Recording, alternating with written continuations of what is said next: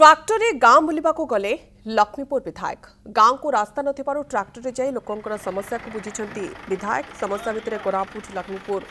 पदगुड़ा ग्रामवासी गाँव वास्तव चित्र जानिबा सकाशे लक्ष्मीपुर विधायक पवित्र साउंटा चाहिथिले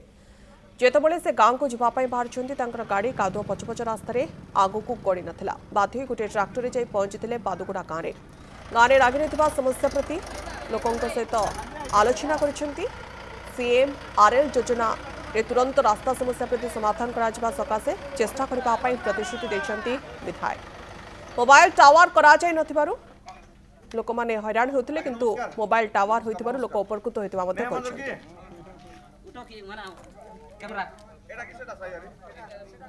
से गाँ तो पूर्वर मध्य जाइथिली पुनर्बार लोकंकर समस्या को सुनिया भी लोकंकर अभियोग क्रमे आज से गाँ जावाई बाहरी थी दुर्भाग्यवशत गाड़ी जाई पारला नहीं तेणु और ट्रैक्टर रे आमे समस्त मो सहकर्मी साथी गलु जिला परिषद मो साथी समिति सभ्य थे मो साथी समस्त साथी जाई से गाँव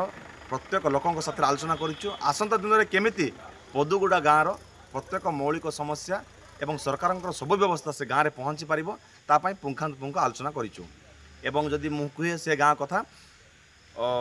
से गाँव में टावर नथिला जिलापाल को अभियोग करने सहित माननीय सांसदों